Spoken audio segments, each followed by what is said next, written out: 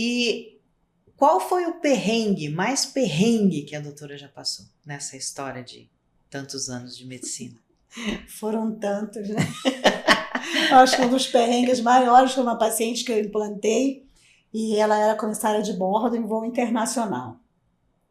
Chegou lá em Madrid, me ligou, internada, que tinha passado mal pelos implantes. Impossível, porque o que eu tinha implantado nela, que era testosterona e gestinona, não daria jamais esse tipo de sintoma. Expliquei, tentei acalmar, pedi para falar com o médico, né? Não adiantou, ela estava extremamente preocupada e queria tirar de qualquer jeito esses implantes. Falei, tudo bem, então quando você chegar no Brasil, você sai e já vem direto do aeroporto para Curitiba, para o meu consultório. Ela desceu em São Paulo, quando ela estava pegando o voo de São Paulo para Curitiba, ela fez uma síndrome de pânico dentro do avião e por ser, né, da companhia, o avião voltou para São Paulo. E aí ela ficou internada, porque dentro dos aeroportos tem área de emergência. Novamente, ela me ligou, falou que estava sem condição de vir para Curitiba porque estava tendo um efeito colateral seríssimo em relação aos implantes. Tudo uma questão de cabeça, né? Eu falei, você está com o médico que está de plantão do lado? Daí, sempre eu tive sorte, né? Tava um médico do lado e falei com ele, né? Eu falei, olha, o que eu implantei foi isso, colega, isso não dá esse tipo de efeito colateral de síndrome de pânico ou qualquer coisa relacionada a isso.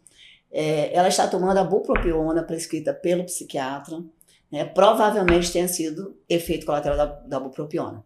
Aí o médico que atendeu, por sorte, era psiquiatra também, falou, socorro, fique tranquila, porque eu já expliquei isso para ela, provavelmente seja da bupropiona, né? Que não tem nada a ver com o hormônio e sintoma que ela está sentindo.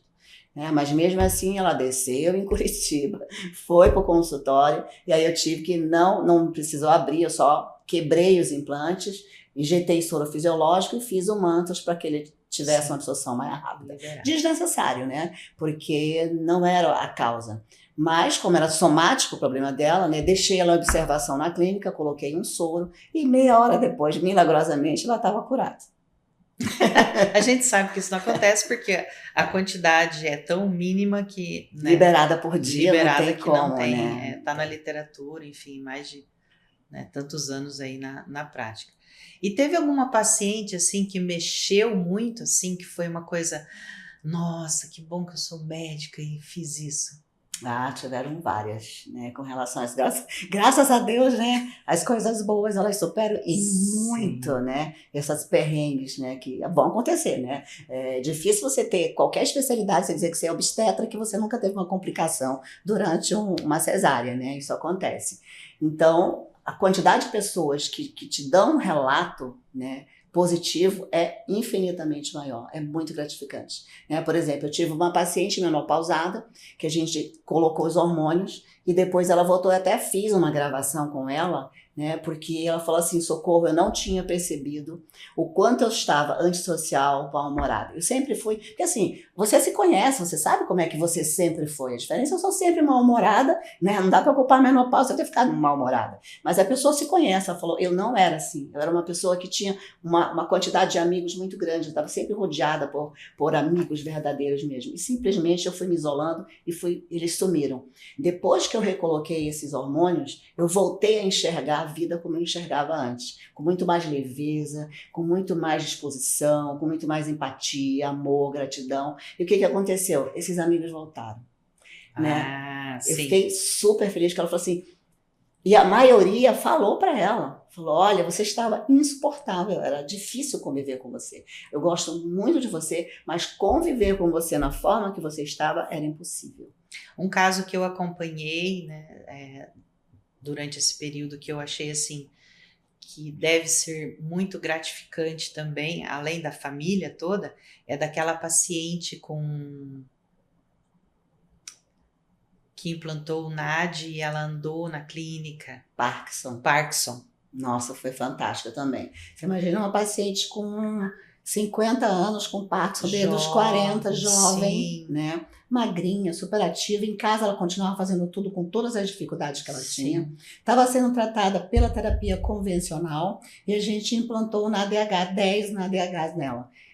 1 hora depois, o filho dela mandou, porque no Parkinson geralmente tem contrações, o paciente ou ele fica catatônico, ou ele anda com muita dificuldade, né? Então eu tenho a filmagem dela antes do implante e 1 hora depois, né? Antes do implante, ela contraída, dolorosa, andando com o passinho de bebê, uma expressão facial, né? O faces que a gente chama, extremamente depressivo, triste, sim. E depois ela com um sorriso, segurando uma garrafa, né? Andando pela sorrindo, rua. Foi fascinante. Eu fiquei muito feliz por mim, por participar desta situação, né? Por intermédio de várias fontes, né? De poder proporcionar isso àquela paciente. Eu achei muito legal.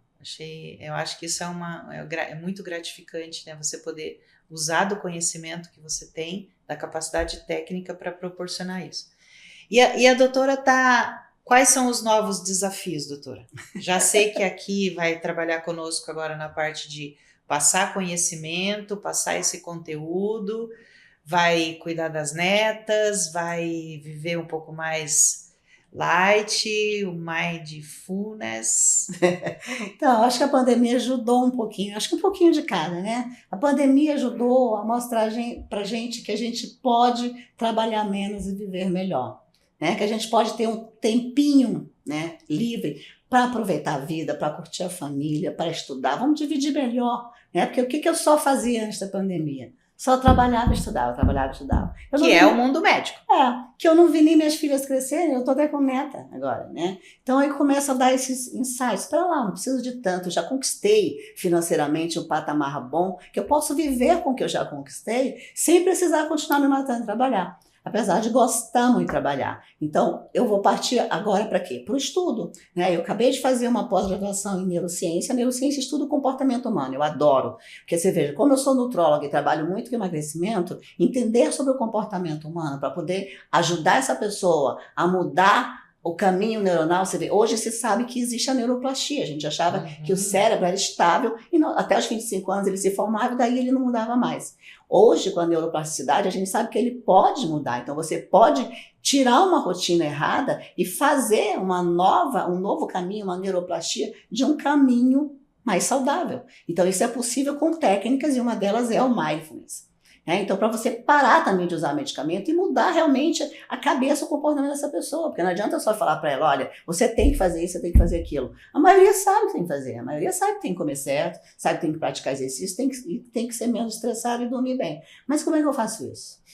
Né? Essa é a grande pergunta. E a neurociência me mostrou os exercícios mentais que você pode fazer para mudar a chave desse paciente, para tirar aquelas crenças antigas, né? Para tirar toda aquelas coisas que são impeditivas de você ser feliz, né? Então, a neurociência me encantou, né? Eu vou continuar colocando em prática o mindfulness, tanto que hoje você vai em congresso médico. Antigamente a gente não via, já tem. Infelizmente, geralmente são salas paralelas. A gente foi várias vezes a Way4M nos Estados Unidos, né? Para fazer o congresso, que é fantástico. E são várias salas paralelas. E você vê que na de Mindfulness tem poucas pessoas interessadas. Então, o Mindfulness, que é uma forma de você trabalhar a cabeça desse paciente, a mudar o comportamento desse paciente, ajudar realmente a ter um estilo de vida melhor, né? A ensinar como fazer isso, ainda é pouco interessado pela classe médica. E essa é a única forma que tem da gente parar de prescrever remédio antidepressivo, ansiolítico, né? Porque virou uma pandemia, junto com a pandemia, né? Hoje, a quantidade de pessoas que tomam medicação antidepressiva e ansiolítica é absurda. E não é só o psiquiatra que prescreve, todos os médicos. O paciente chega lá, olha, dá para você fazer essa receita aqui controlada, e o médico vai e faz. Né? Então, eu estou encantada com essa possibilidade de mudança, né, da rotina desse paciente através desses exercícios, né, de neuroplastia, para poder ter um resultado melhor e diminuir o número de prescrição de medicação. Eu acho que é uma área que a gente poderia trabalhar, doutora, em parceria para os médicos. Né? O que a gente vê hoje, os médicos?